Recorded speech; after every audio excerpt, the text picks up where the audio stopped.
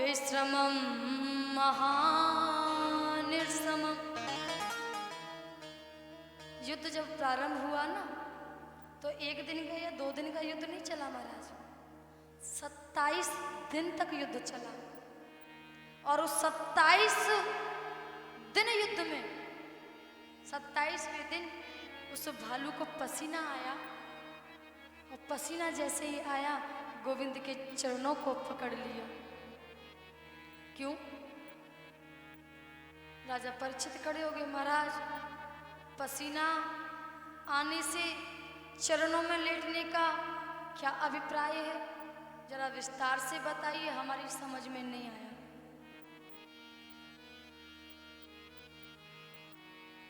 श्री सुखदेव जी कहते हैं, राजा परीक्षित,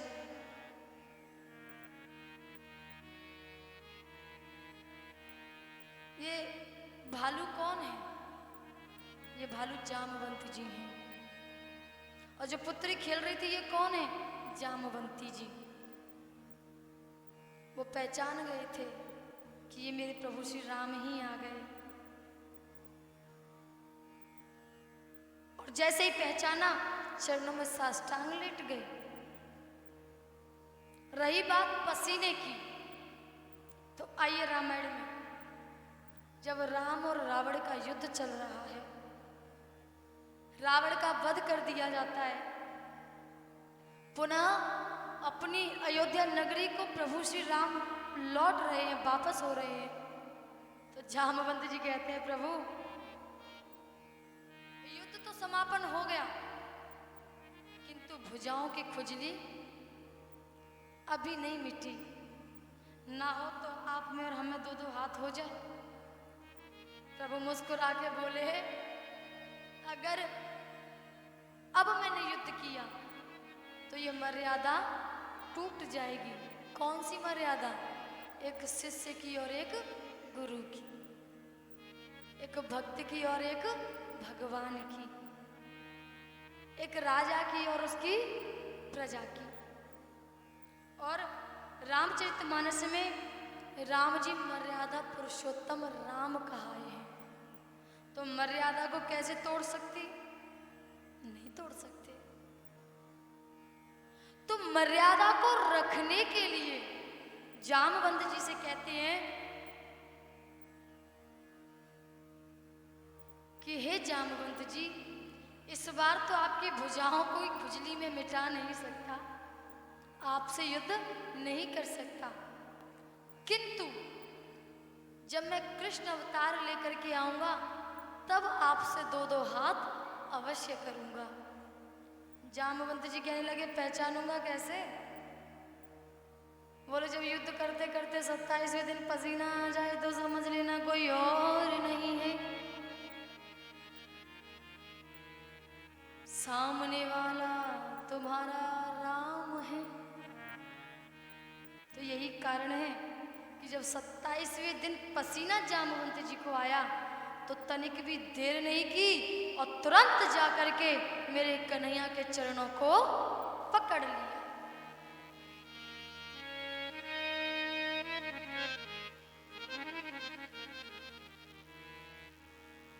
प्रभु भूल हो गई, मैंने आपको पहचान नहीं पाया।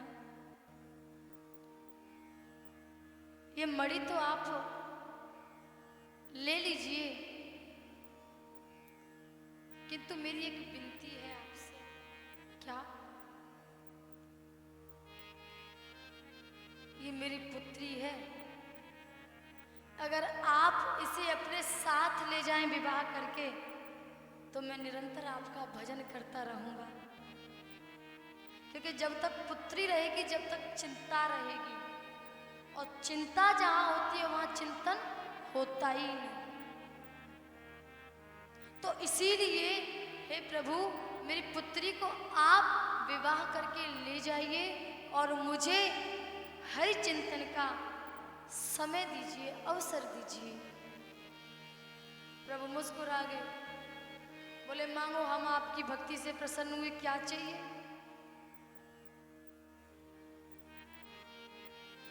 तो क्या मांगा? धन कि दौलत? फोर व्हीलर, शायद टू व्हीलर मांगी हो, बुलेट, क्या मांगा? कहीं ऐसा तो नहीं बोले भैया तू साइकिल ही दे दे? क्या मांगा जानते हो? सांसारिक सुख नहीं मांगा, सांसारिक साधन नहीं मांगा, मांगा तो क्या मांगा? अब प्रभु कृपा करहूं ऐही भांति, सब तज भजन करहूं दिन राति। ऐसी कृपा कर दो दिन रात एक कर दूं आपके भजन में, क्योंकि संसार का सच्चा सुख केवल एक ही है, प्रभु का भजन करना। रामचरितमानस में तुलसीदास बाबा लिखते हैं कि एक बार राम जी ने हनुमान जी से पूछा कि दुख का समय कौन सा है? मानव के लिए सबसे बड़ा दुख का समय कौन सा है? तो हनुमान जी क्या कहते हैं? कहे हनुमंत विपति प्रभु सोई, कहे हनुमंत विपति प्रभु सोई, जब तब भजन ना सुमिरन होई। मानव के लिए सबसे बड़ा दुख का समय केवल एक ही है, और वो कौन सा? जिस समय हम प्रभु का भजन ना करें। अब सत्यता में बताओ, कोई ऐसा सोचता है? आजकल तो इतना सोचने वाले हो गए, एक माला यदि गुरुजी ने दे दी, राम राम राम राम राम राम, जल्दी करके फ्री हो जाए। सोचते हैं ना, क्या 2 घंटे राम राम राम राम राम, जल्दी करो फटाफट से फ्री हो जाए। गुरु गुरु मंत्र देता है, कहते बैठ के भजन करना है। बोले महाराज व्यस्त है, क्या करें, होता ही नहीं, समय ही नहीं है। समय को तो बहुत बड़ा व्यापार संभाल रहे हो ना, बहुत बड़ी बिजनेस संभाल रहे हो ना। भगवान ने अपना काम तुम्हें ही तो सौंप दिया है कि पूरी सृष्टि को देखो, काम चलाओ। आप ही तो कर रहे हो सब कुछ, पूरा बही खाता। यमराज ने जैसे चित्रगुप्त को दे रखा है, वैसे अब चित्रगुप्त से छीन करके तुम्हें ही तो दे दिया है। सब कुछ आप ही तो संभाल रहे हो। कितने व्यस्त रहते हो, समय कहाँ है भगवान का भजन करने के लिए? समय है भगवान का भजन करने के लिए कि नहीं है? बोलो ना, करोगे कि नहीं करोगे? सत्य के मंदिर में आकर के बोल के जा रहे हो, याद रखना। सत्य के मंदिर में आकर के आप बोल के जा रहे हो, बस इतना याद रखना। गुरु के दरबार में आप बोल करके जा रहे हो, बस इतना ध्यान रखना।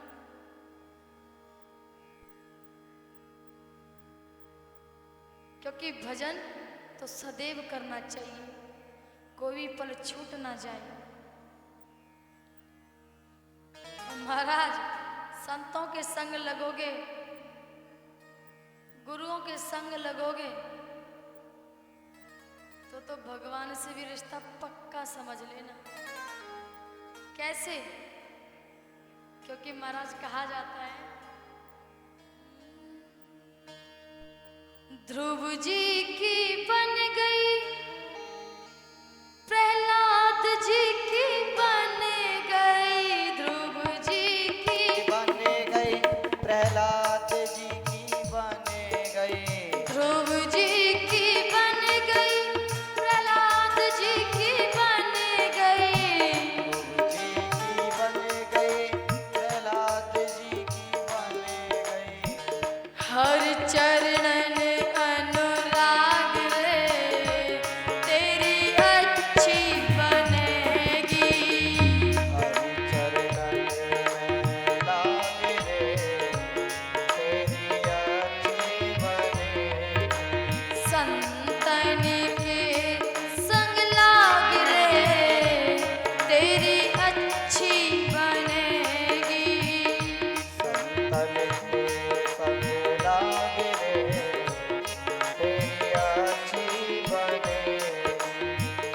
अच्छी बनेगी तेरी बिगड़ी बनेगी।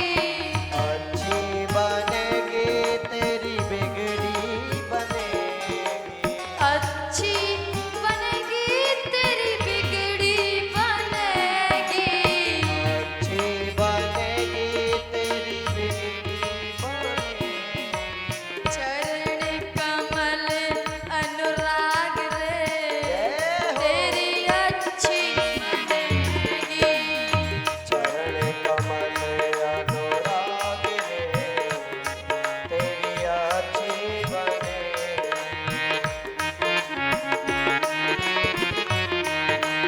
जय हो।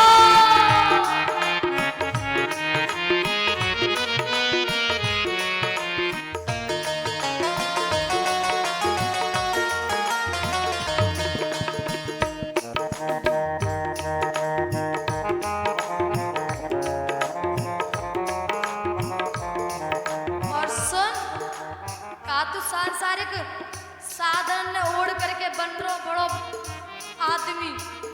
साधनों से बड़ा आदमी नहीं बनता। अभी तो तू कौआ है, कौआ जो अपनी बारी से काऊ काऊ काऊ काऊ एक बात कहे तो एक जैसे बकरा मैं करता है। तो याद रख कागज से तोड़े हंस बनावे। कागा से तोहे हंस बनावे। कागज से तोड़े हंस बनावे। कागा से तोहे हंस बनावे।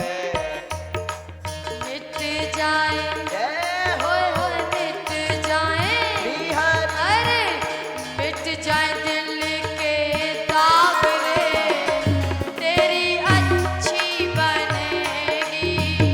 राम चरण अनुराग रे तेरी अच्छी बनेगी।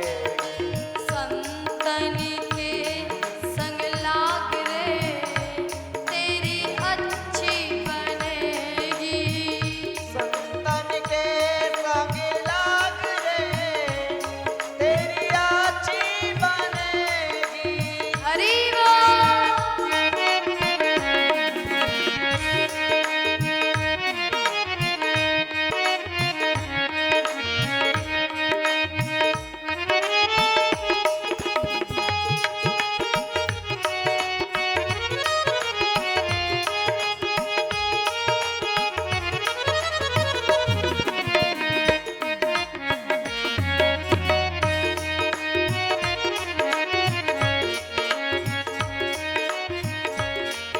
और देख कितने फायदे हैं तेरे, कितने फायदे हैं गुरुओं की संगत करने से, कितना फायदा है संतों की संगति करने से।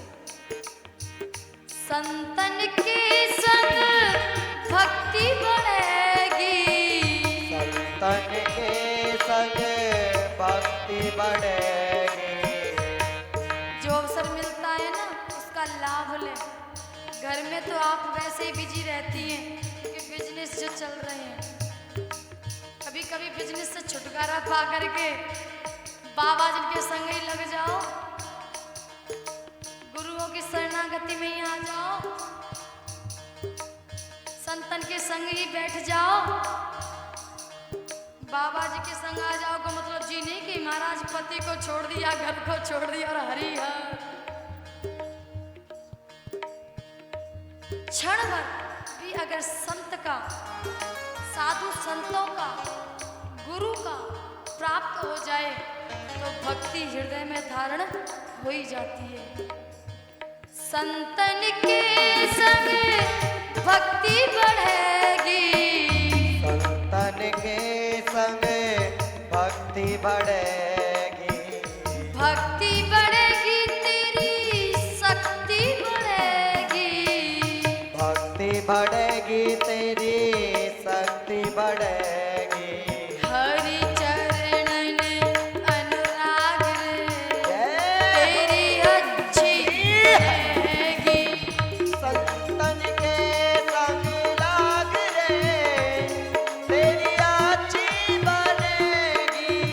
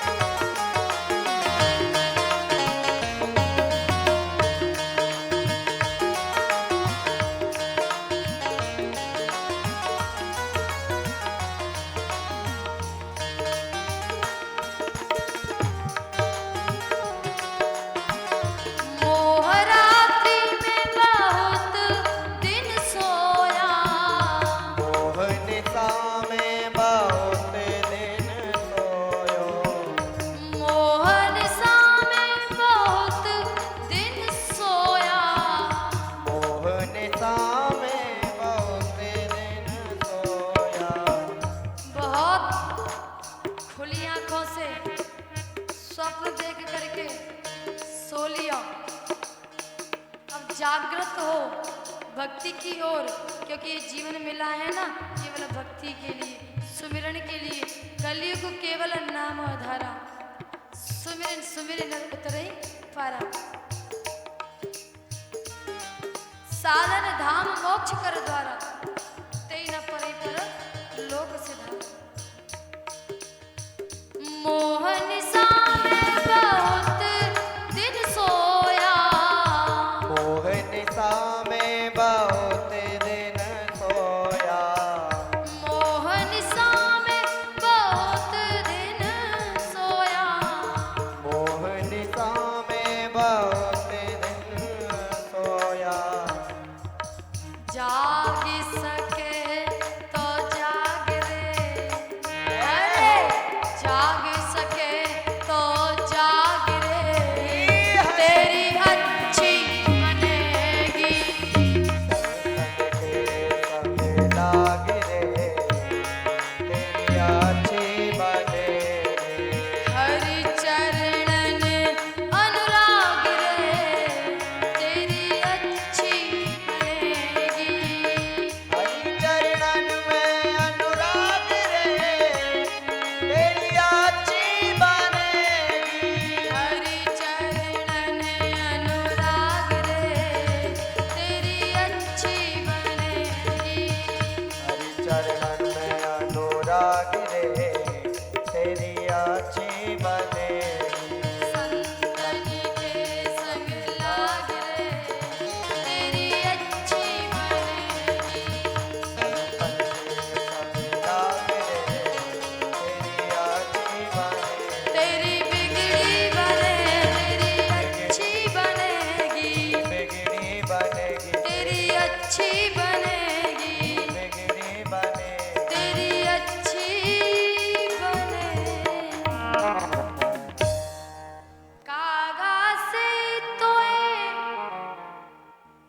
हंस बनावे, कारेते तोए गोरो बनावे। अब कारो गोरो जी नहीं कि हम कारे हैं तो सारथ में भगवान की भक्ति करने लग जा, बोले हम तो गोरे है जाएंगे, क्रीम लगाने की जरूरत नहीं पड़ेगी।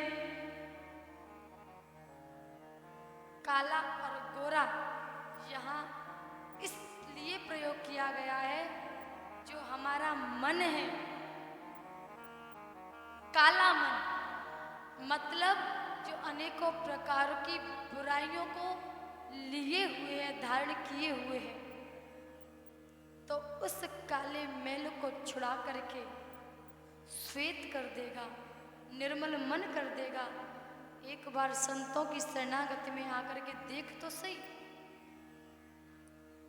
श्री सुखदेव जी कहते हैं, राजा परीक्षित, आज मेरे प्रभु ने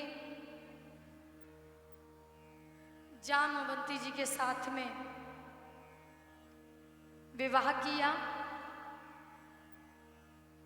और उनकी पुत्री को लेकर के पुनः द्वारिका नगरी में आए। अब कन्हैया के कितने विवाह हो गए? कल कौन कौन आया था? कल वाले कौन कौन है?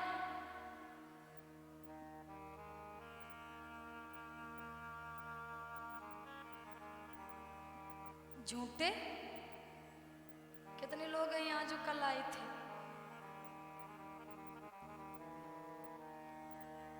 तो फिर बोलते क्यों नहीं? अच्छा लगता है झूठ बुलवाना? कितने विवाह हो गए?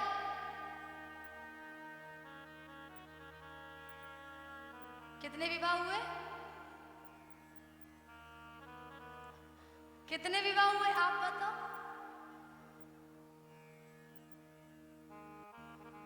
दूसरों को सिखा रहे जबकि खुद को पता नहीं। महात्मा जी ने बिल्कुल सत्य कहा, 2 विवाह हो गए। कल हुआ था एक रुक्मणी जी का, हमें डायरी हमें याद आ गई, और एक अभी अभी हुआ है। अब कितने विवाह हो गए? बोलो, सभी बोलो। 2 याद रखना, फिर पूछूंगी बीच में।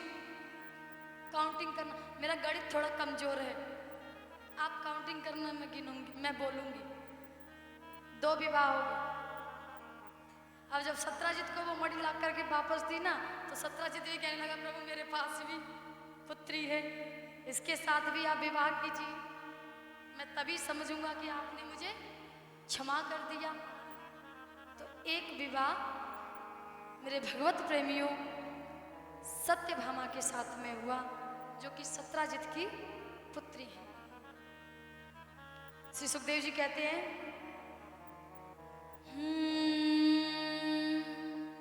अहम देवस्य सवितुः दुहितां पत्तिमक्षति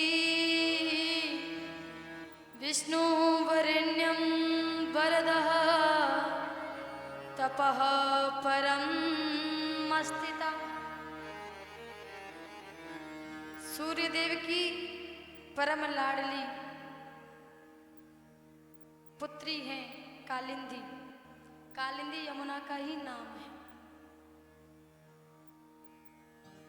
बड़े कठोर तप पर बैठी हैं।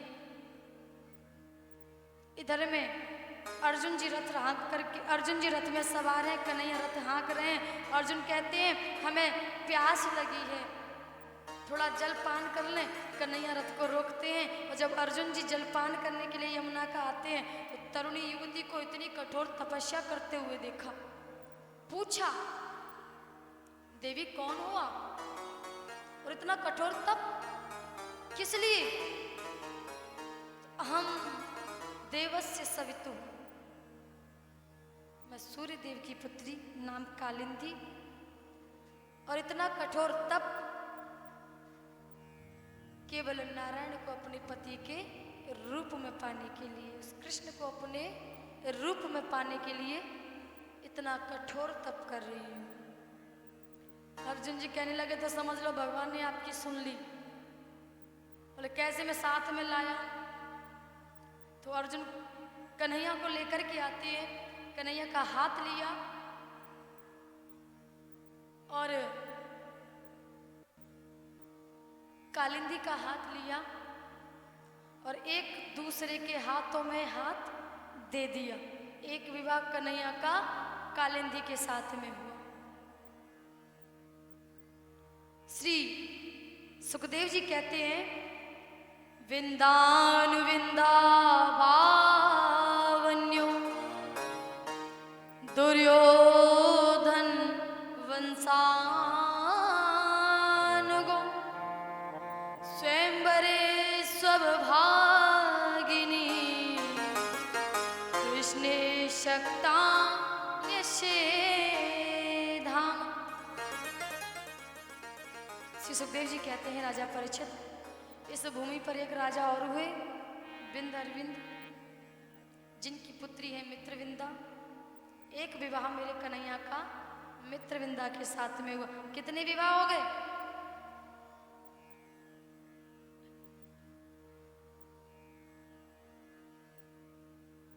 5। पक्का? फिर एक बार सोच लो।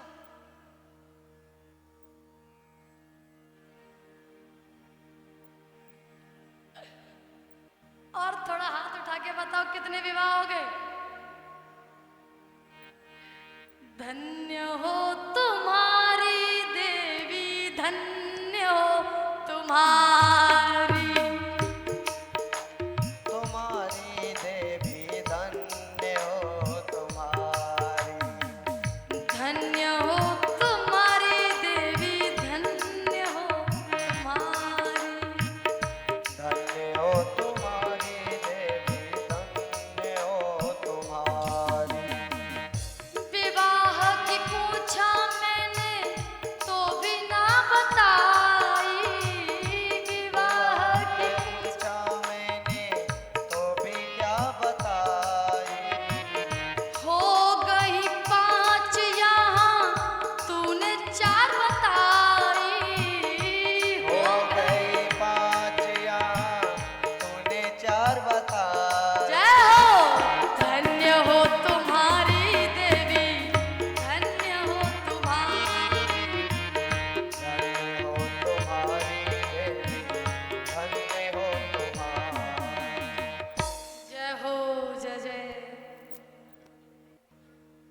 कै विवाह आएंगे? अब वो बेचारी जो सोच रही है कि कहा कहूं। 5 विवाह हो गए। रुक्मणी जी, जामवंती जी, सत्यभामा जी, कालिंदी जी, और अब जो विवाह करा करके फ्री हुए हैं विंध्य अरविंद जी की जो पुत्री है मित्रविंदा। अब कितने विवाह हो गए? अब आ गया, फिर पूछूंगी, याद रखना। बोलिए बांके बिहारी लाल की, द्वारिकाधीश की जय हो। जय जय श्री राधे। भोले हैं ना इसलिए, पर हम तो जो सोच रहे हम ही गणित में कमजोर है। हम तो ज्यादा कमजोर हमारे आगे बैठे हैं। काऊ काऊ को तो एकदम बढ़िया है। हाँ। श्री सुखदेव जी कहते हैं इस प्रकार से करिए कि 5 विवाह हुए। नग्राजित्राय कौसल्ये आसीद राजाति धार्मिका तस्य सत्याभवत् कन्या देवी नाग्राजति नृपा। इस भूमि पर एक राजा और जिनका नाम है कौशल देश के राजा नागराजित, जिनकी पुत्री है महाराज सत्या, जिन्होंने घोषणा कर दी कि जो राजा 7 बैलों की नाक में एक साथ नकेल डाल देगा उस राजा के साथ में मैं अपनी सत्या का विवाह करूंगा।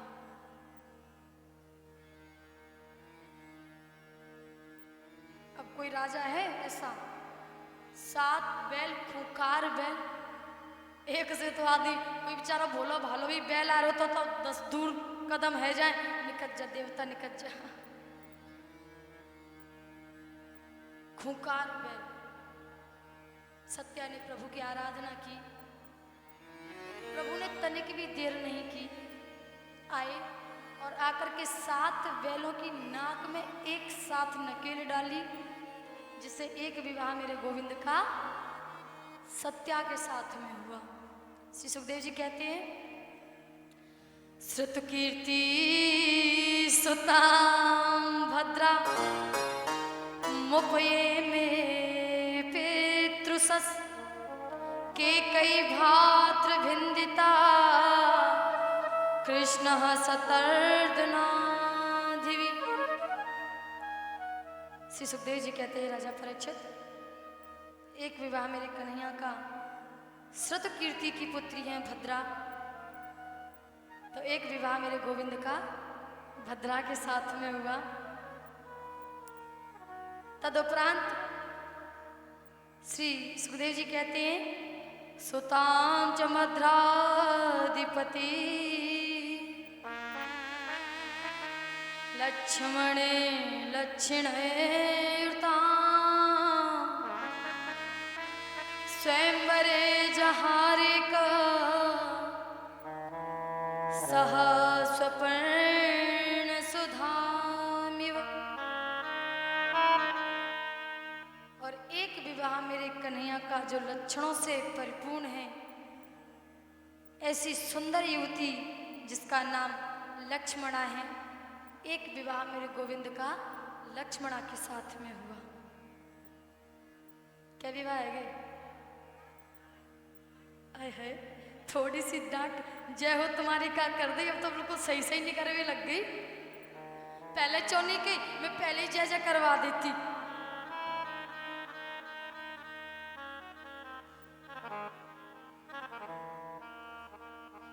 ये मैयाएं होती है ना, बड़ी भोली भाली होती है। जबरदस्ती से गुस्से में अगर कोई काम करवाना चाहो करवा नहीं सकते, करवा ले। आज हम करेंगे, देखे कैसा कोई कर ले। और थोड़ी सी नेक बड़ा ही कर दे, नहीं आए है फूल के लट्टू, जो काम भी नहीं करना होगा ना वो काम में करवा देंगे। है होता है कि नहीं? क्योंकि भोली होती है। उनको प्रेम की भाषा समझ में आती है, क्रोध की भाषा समझ नहीं आती। दूसरों की, खुद भले ही काली मैया बन जाए वो अलग बात है। क्रोध में खुद भले ही काली मैया बन जाए वो अलग बात है, लेकिन दूसरे का क्रोध बर्दाश्त नहीं कर सकती। भोली भाली है, प्रेम अपार भरा है। तो इस प्रकार से मेरे कन्हैया के कितने विवाह हुए? 8। कोई बात नहीं, डरो नहीं, आराम से खुल के बोल सकते हो। कुछ लोग तो होटो होटो 7 बोलूं कि 8 बोलूं, कहीं गलत ना हो जाए। 8 हो गए। अब बचे कितने? 16,100। कि कन्हैया के विवाह कितने हुए थे? 16,108। अब 8 विवाह हो गए तो बचे 16,100। पहले मैं गिनती भूल जाया करती थी। 8 विवाह कराने के बाद मैं पूछती कितने विवाह हो गए, अब वो कोई बताता या ना बताता, मैं कहती 16,101 विवाह रह गए। अब बताओ, मेरी ओर से एक और जुड़ गया। क्यों जुड़ गया? कि मैं कहाँ जाऊंगी, मैं भी तो इन्हीं की सानिध्य में हूं।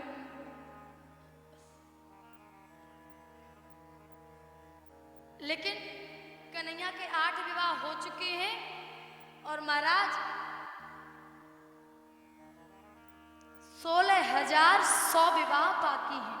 श्री सुखदेव जी कहते हैं इस भूमि पर एक राजा और हुआ जिसका नाम है भौमासुर।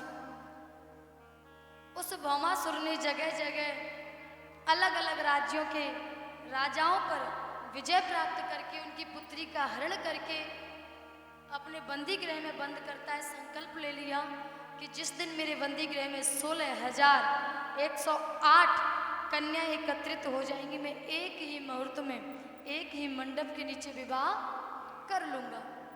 16,100 हो चुकी हैं और जब इतनी एकत्रित हो गई हैं, राजा भौमासुर भ्रमण करते हैं, लेकिन कन्याओं को बड़ी चिंता होती है। और जब चिंता होती है तो कौन याद आता है? मेरा गोविंद। इस दुष्ट पापी ने हमको हमारे घरों से निकाल करके हमें इस बंदी गृह में डाल दिया है। हे प्रभु, तू तो सर्वेश्वर है, सबका रखवाला है, तेरी तो कृपा कटाक्ष ही काफी है। तो हे प्रभु कृपा कीजिए। और बड़े भाव से उनकी प्रार्थना कर रही है, विनती कर रही है और कह रही है कि हे प्रभु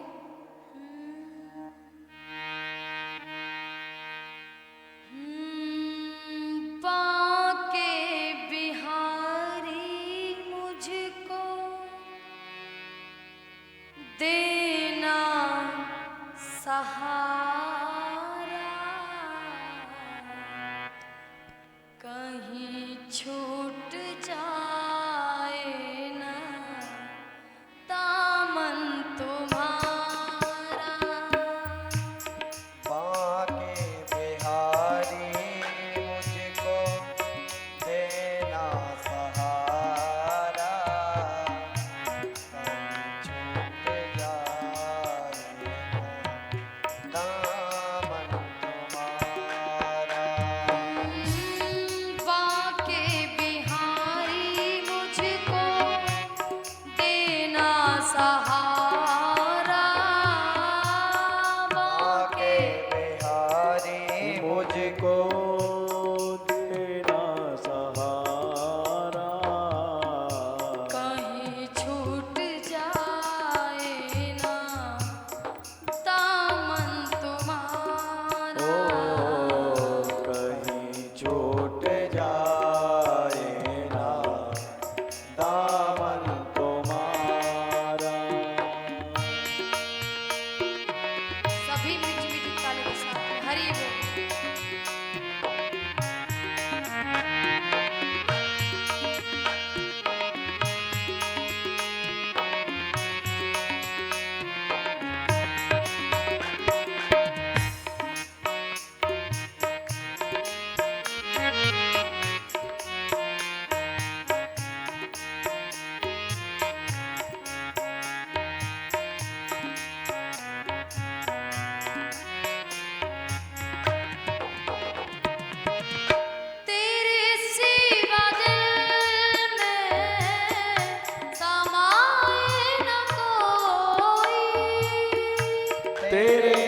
दिल में समाए न कोई। लगन का ये दीपक बुझाए न कोई। ओ लगन का ये दीपक बुझाए न कोई। तू ही मेरी कश्ती है, तू ही किनारा, तू ही मेरी कश्ती है, तू ही किनारा। कहीं छूट जाए ना दामन तुम्हारा। ओ कहीं छूट जाए ना दामन तुम्हारा। कहीं छूट जाए दामन तुम्हारा।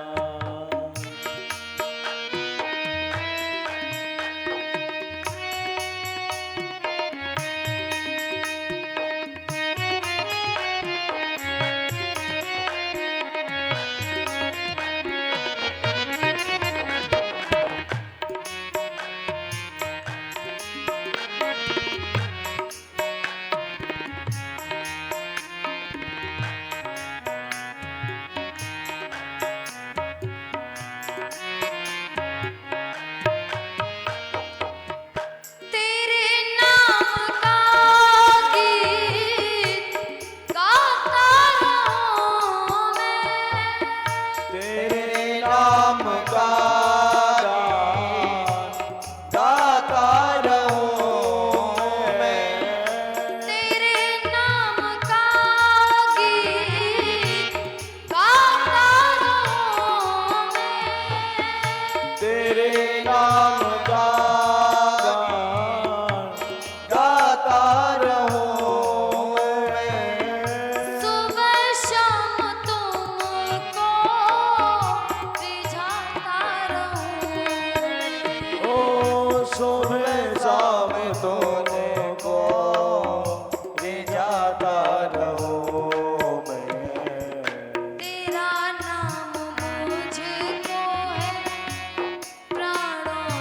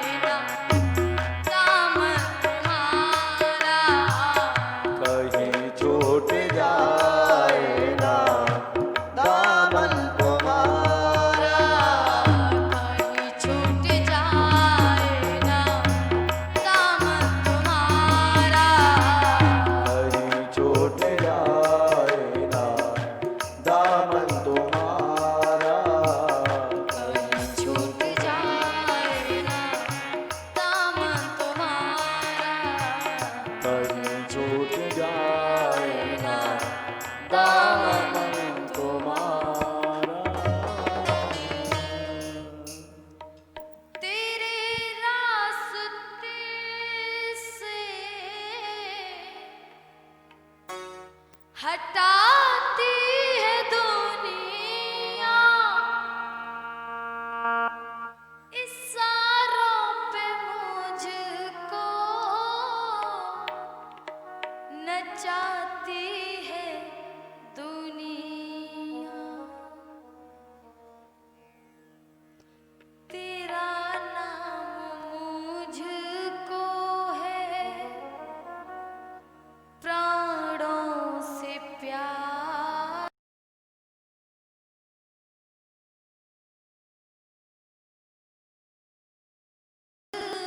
को है प्राणों से प्यारा, कहीं छूट जाए ना दामन तुम्हारा।